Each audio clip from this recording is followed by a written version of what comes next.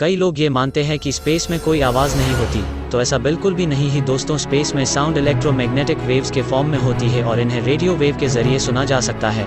तो चलिए सुनते हमारे सोलर सिस्टम के कुछ प्लैनेट्स की आवाज़। Number 1 sun.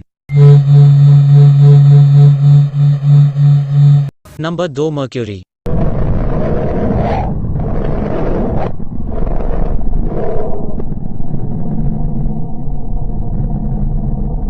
Number 3 Venus.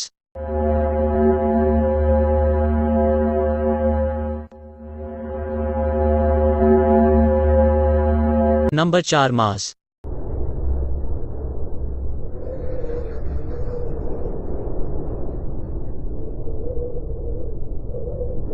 Number 5 अर्थ।